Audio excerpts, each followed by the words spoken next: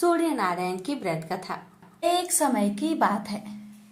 सूर्य भगवान की रानी के मायके से खबर आती है, परंतु रानी सा को मायके जाने की मन नहीं थी। सूर्य नारायण भगवान रानी को यह कहकर मायके जबरदस्ती मायके भेजते हैं कि जाओ, मैं आपके लिए अच्छी अच्छी वस्तुएं भेजूंगा। राना दे अपने पीहर चली जाती हैं। कुछ दिनों पश्चात सूर्य भगवान राना दे के लिए चौपर, पासा, पचेटा, आटी, डोरा आदि कुछ वस्तुएं भेजते हैं। राना दे की भाभियां मजाक करने के इरादे से चौपर, पासे, खिलौने आदि सब सामान निकाल देती है और उनके स्थान पर कंकर, पत्थर और कांटे भर देती है और सारे डिब्बे वापस बंद कर देती है। राना दे ने देखने के लिए हाथ डिब्बे में डाला तो उनके हाथ में कांटे चुभ गए। फिर तो उनकी भाभियां हंसने लगी। फिर तो राना दे को गुस्सा आ गया। कुछ दिनों पश्चात जब सूर्य नारायण राना दे को लेने पधारे तो राना दे तो सूर्य भगवान से बातचीत भी नहीं करती थी। राना दे जब ससुराल गए तो वहां पर भी किसी से भी बात नहीं कर रहे थे। सूर्य नारायण ने अपनी माताजी से पूछा कि माताजी, राना दे आपसे बातचीत करती है क्या? उनकी माताजी ने कहा कि नहीं बेटा, राना दे जब से ससुराल से वापस आई है उसके बाद से बात नहीं कर रही है। सूर्य नारायण कहते हैं कि माताजी, आज उनको बोलना कि चावल की बोरी पड़ी है, साल में से चावल निकाल दे, परंतु ऐसा करते समय चावल टूटने नहीं चाहिए, साबुत निकलने चाहिए। अब राना दे तो रोने लगे। रोते रोते ही वो छत पर चले गए और उन्होंने चिड़ियाओं को बुलवाया। राना दे चिड़ियाओं से कहने लगे कि मैंने कभी तुम्हें चूगा डाला होगा, अब तुम इन चावल को छील दो। ढेर सारी चिड़ियाएं सारे के सारे चावल छीलकर उड़ गए। सूर्य नारायण ने पूछा कि माताजी, राना दे बोली क्या? माताजी कहती है कि नहीं बेटा, वो तो कुछ नहीं बोली। सूर्य नारायण फिर बोलते हैं कि माताजी, अब आप उनको कहना कि 108 छेद वाली मटकियां है, उनमें पानी भर दे। राना दे तो वापस से रोने लगे। तालाब पहुंचकर भी वो रो रही थी। उनको रोता देखकर ढकिया आई और उनसे पूछती है कि आप रो क्यों रही हैं? राना दे ने कहा कि सासू जी ने 108 छेद वाली मटकिया में पानी भरने को कहा है, पानी कैसे टिकेगा? मेढकिया बोलती है कि आप चिंता मत करो, हम छेद पर चिपक जाएंगे, फिर आप आसानी से पानी भर लेना। फिर क्या था, मेढकिया तो छेद पर चिपक गई और राना दे ने पानी से मटके भर दिए। उस दिन भी संध्या काल में सूर्य नारायण माताजी से पूछते हैं कि राना दे बोली क्या? उनकी माताजी कहती है कि नहीं बोली। सूर्य नारायण कहते हैं कि कल आप उनसे बोलना कि बाग में उनके मासी जी आई हुई है जो मिलने जाए, और उनसे जा भी बोलना कि जिस तरह चरमू बिखरे हुए हैं उधर जाए। अगले दिन सूर्य नारायण रास्ते में औरत का रूप बनाकर घूंघट निकालकर बैठ गए और जब राना दे उस तरफ आए तो सूर्य नारायण औरत का रूप धरकर ही बैठे बैठे रोने लगे। राना दे ने कहा, क्यों रो रही हो? कोई मुसीबत आ गई है क्या? आगे राना दे बोले कि मेरे जितनी मुसीबत हो तो क्या करोगे? सूर्य नारायण बोले कि आपके क्या मुसीबत है? राना दे बोले कि क्या बताओ, मैं पीहर नहीं जा रही थी, फिर भी इन्होंने मुझे जबरदस्ती भेजा और बोले कि मैं अच्छी अच्छी वस्तुएं और इनाम भेजूंगा, और डिब्बे में भरकर इन्होंने कंकर, पत्थर और कांटे भेजे। मैंने देखने के लिए हाथ डिब्बे में डाला तो मेरी हाथ में सब कांटे चुभ गए। मेरी भाभियां मेरी मजाक बनाने लग गई। थोड़ी दिनों बाद वापस लेने आए। और मैं ससुराल आ गई। सास ने मुझे चावल निकालने को बोला और ये भी कहा कि एक भी चावल टूटना नहीं चाहिए। फिर मुझे 108 छेद वाली मटकिया में पानी भरने के लिए कहा। अब आप ही बताओ, छेद वाली मटकियों में पानी कैसे ठहरता? वो तो मैं ढकिया मटके के अंदर चिपक गई तो मैंने भर दिया। यह कहते ही राणा दे तो जोर जोर से रोने लगी। फिर तो सूर्य भगवान ने राणा दे का हाथ पकड़ लिया और अपने असली स्वरूप में आ गए। सूर्य भगवान बोले, चुप हो जाओ राणा दे, मैंने तो डिब्बों में चौपर पासा, आती डोरा, मिठाइयाँ और अच्छी अच्छी वस्तुएं भेजी थी। आपकी भाभीियों ने ही मजाक करी होगी, मैंने नहीं करी थी। यह बात आप पहले ही बता देती तो इतनी मुसीबत झेलनी नहीं पड़ती। प्रेम से बोलिए सूर्य नारायण की जय। द्वारपर की बात है। भगवान श्री कृष्ण एक बार अपनी बुआ कुंती के आश्रम काम्य वन में पहुंचे। उस समय पांडव लोग अज्ञातवास कर रहे थे। भगवान कृष्ण ने कहा, बुआ जी, मैं तुम्हें वनवासी भेष में देखकर दुखी हो जाता हूँ। मुझे सदैव इस बात की चिंता लगी रहती है कि पता नहीं कब दुष्ट दुर्योधन का प्रहार तुम्हारे ऊपर हो जाए। अतएव इस विपत्ति से छुटकारा पाने के लिए तुम भगवान सूर्य नारायण की आराधना करो। भगवान सूर्य ही सभी जीवों के नियंता और प्राण हैं।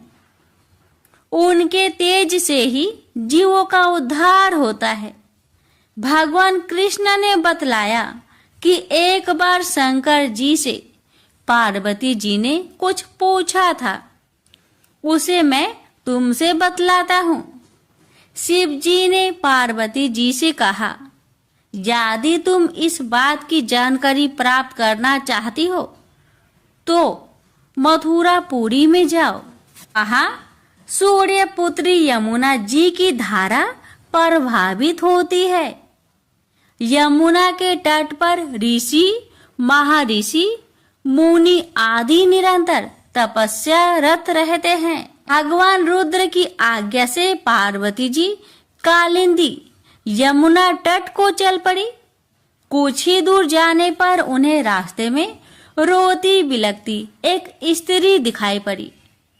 उसने बतलाया कि उसका नाम कुसुमवती है और उसका निवास कुसुमाकर वन के बीच में है। संतानहीनता होने के कारण उसके पति बसंत ने उन्हें त्याग दिया है और इस प्रकार वह निराश्रिता हो गई है। पार्वती जी उस स्त्री को साथ ले आगे चली गई।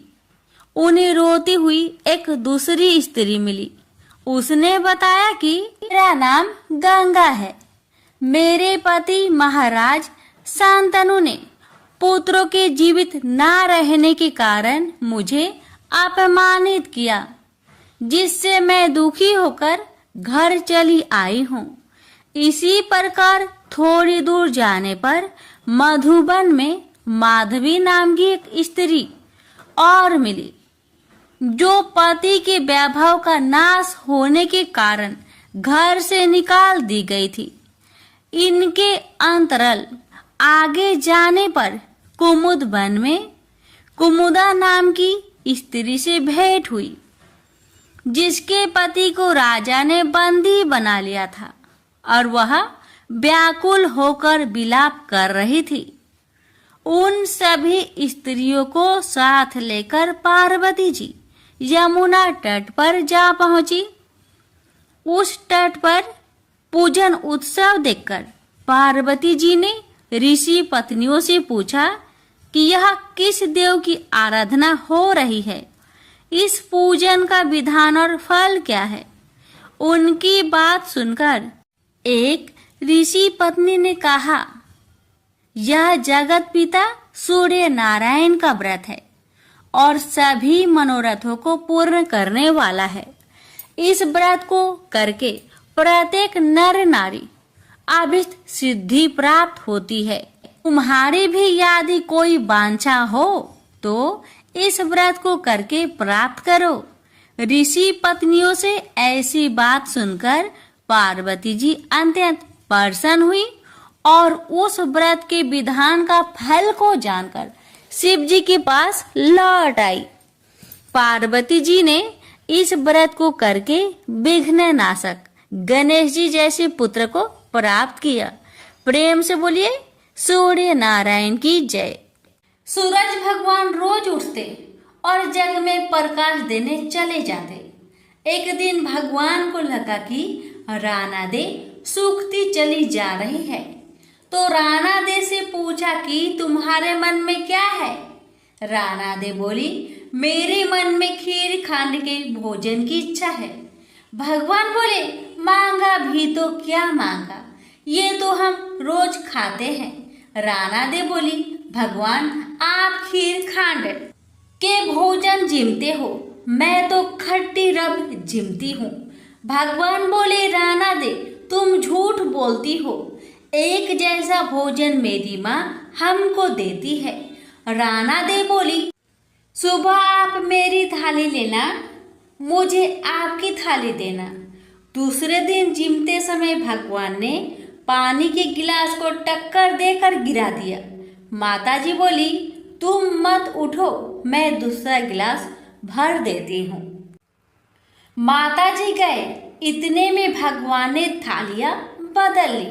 राणा दी ने तो जल्दी ही खीर खांड के भोजन कर लिए, पर सूरज भगवान को खट्टी राख भाई नहीं और थाली पर बैठे रहे। माताजी बोली, आज इतनी देर क्यों लगी? भगवान बोले, आज तो खीर खांड खट्टी लग रही है। माताजी बोली, राणा दी की थाली आपने क्यों ली? भगवान कहने लगे, माँ अपने घर में आप 2 जने और मैं जिसमें भी 2 भात, मैं नियम पालन करने वाला, और मेरे ही घर में ऐसा होता है तो दुनिया में क्या होता होगा। घर में सबका खाना एक जैसा बनाओ। यहाँ से वो कुम्हार के घर गए और बोले, 2 पेट की हांडी किस कुम्हार ने बनाई? रतन कुमार को लगा कि आज तो भगवान आए हैं। माताजी तो 1 टका देती थी, ये तो 2 टका देंगे। और कुम्हार बोले, मैंने बनाई। भगवान बोले, आज के बाद 2 पेट की हांडी बनाए तो तेरे सहस्त्र पेट कर दूंगा। कुम्हार बोला, मेरा तो 1 पेट भरना मुश्किल है, सहस्त्र हो गए तो क्या करूंगा? मैं अब 2 पेट की हांडी नहीं बनाऊंगा। इस तरह सूरज भगवान ने दुर्भांत मिटाए। प्रेम से बोली सूर्य नारायण की जय। 2 माँ बेटी थी, सूरज भगवान का व्रत करती थी। सूरज भगवान का व्रत आया, माँ को किसी आवश्यक कार्य से बाहर जाना पड़ा। उसने अपनी बेटी से कहा, बेटी तू 2 रोट बना लेना। बेटी ने 2 रोट बना लिया। उसी समय एक जोगी भिक्षा मांगने आया। उसने माँ के रोट में से एक टुकड़ा तोड़कर जोगी को दे दिया। माँ बाहर से आई और बोली, मेरा रोट दे। तो बेटी बोली, माँ एक जोगी भिक्षा मांगने आया था, आपके रोट में से थोड़ा टुकड़ा उसको दे दिया। ऐसा सुनते ही उसकी माँ ने जिद पकड़ ली और सारा दिन कहने लगी, घी रोटो दे, घी रोटो मेली कोर दे, पूरो दे पर महारो दे। सब ने यही सोचा कि यह पागल हो गई और सब जनों ने मिलकर उसे एक अंधेरी कोठरी में बंद कर दिया। लड़की का एक राजकुमार से विवाह हो गया। उसके पति ने जिद कर ली कि मेरे को अपने ससुराल जाना है। बेटी की मायके में कोई और नहीं था। जब उसने सूरज भगवान से विनती की कि मेरे को 1.25 पहर का मायका दो, जब सूरज भगवान तथास्तु कहकर अंतर्ध्यान हो गए, उसके बाद सूरज भगवान की कृपा से जंगल में महल, बाग बगीचे, माता पिता, भाई बहन, भाभी भतीजे सब बेटी जमाई के आदर सत्कार करने लगे, अपना प्यार लुटाने लगे। सवा पहर का समय बीतने लगा, पर जामाई जी का मन नहीं भरा।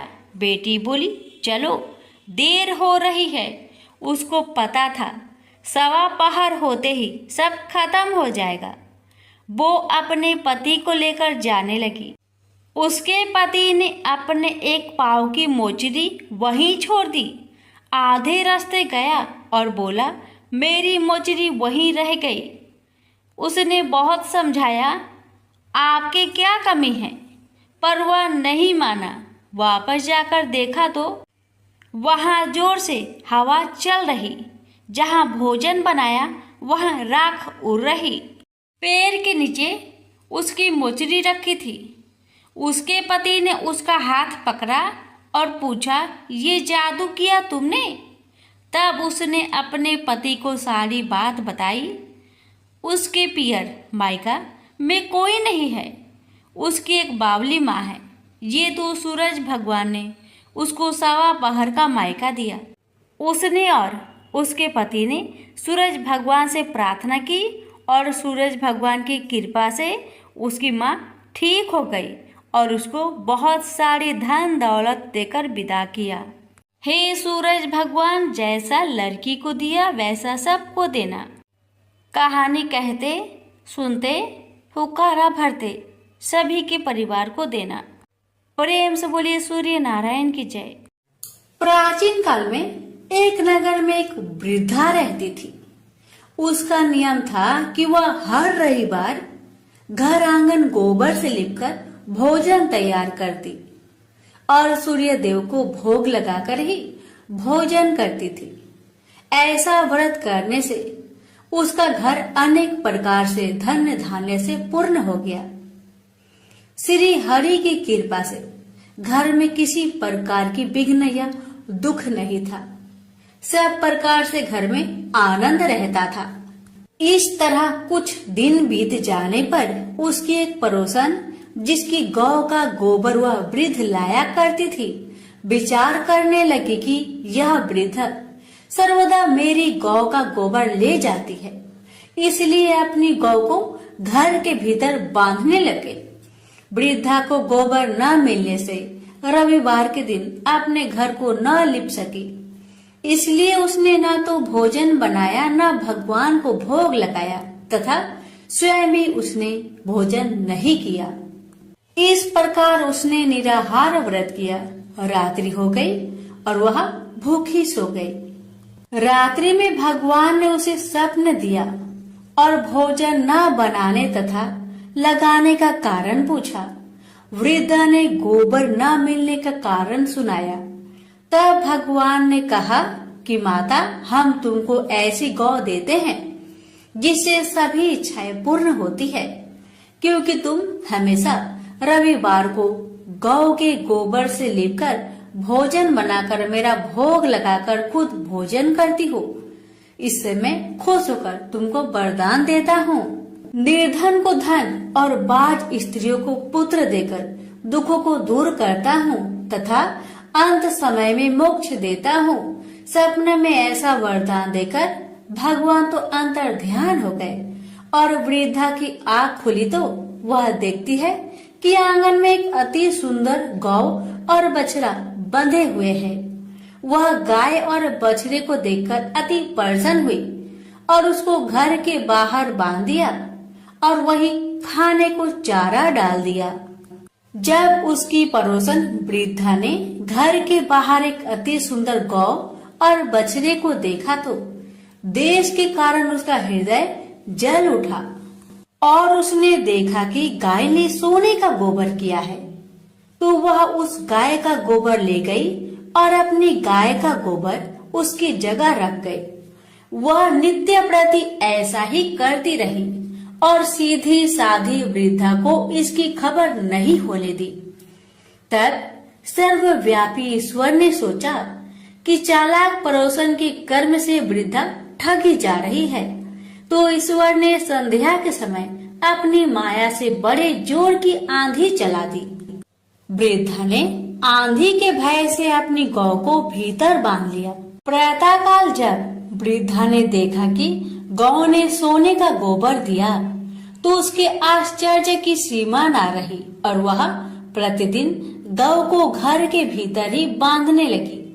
उधर पड़ोसन ने देखा कि बुढ़िया गौ को घर के भीतर बांधने लगी है और उसका सोने का गोबर उठाने का दांव नहीं चलता, तो वह ईर्ष्या और डर से जल उठी और कुछ उपाय न देखकर पड़ोसन ने उस देश के राजा की सभा में जाकर कहा, महाराज, मेरे पड़ोस में एक वृद्धा के पास ऐसा गौ है जो आप जैसे राजा के ही योग है। वह नित्य सोने का गोबर देती है। आप उस सोने से प्रजा का पालन करिए। वह वृद्धा इतने सोने का क्या करेगी? राजा ने यह बात सुनकर अपने दूतों को वृद्धा के घर से गौ लाने की आज्ञा दी। वृद्धा प्रातः ईश्वर का भोग लगा भोजन ग्रहण करने जा ही रही थी कि राजा के कर्मचारी गौ को खोलकर ले गए। वृद्धा काफी रोई चिल्लाई, किंतु कर्मचारियों के समक्ष कोई क्या कहता। उस दिन वृद्धा गौ के वियोग में भोजन न खा सकी और रात भर रो रो कर ईश्वर से गौ को पुनः पाने के लिए प्रार्थना करती रही। उधर राजा गौ को देखकर बहुत प्रसन्न हुआ, लेकिन सुबह जैसे ही वह उठा, सारा महल गोबर से भरा दिखाई देने लगा। राजा यह देख घबरा गया। भगवान ने रात्रि में राजा को सपने में कहा कि हे राजा, गाय वृद्धा को लौटाने में तेरा भला है। उसके रविवार के व्रत से प्रसन्न होकर मैंने उसे गाय दी थी। प्रातः होते ही राजा ने वृद्धा को बुलवाकर बहुत से धन के साथ सम्मान सहित गौ बछड़ा लौटा दिया। उसकी पड़ोसिन को बुलाकर उचित दंड दिया। इतना करने के बाद राजा के महल से गंदगी दूर हो गई। उसी दिन से राजा ने नगरवासियों को आदेश दिया कि राज्य की तथा अपनी समस्त मनोकामनाओं की पूर्ति के लिए रविवार का व्रत रखा करो। व्रत करने से नगर के लोग सुखी जीवन व्यतीत करने लगे। कोई भी बीमार तथा प्रकृति का प्रकोप उस नगर पर नहीं होता था। सारी प्रजा सुख से रहने लगे। प्रेम से बोलिए सूर्य नारायण की जय।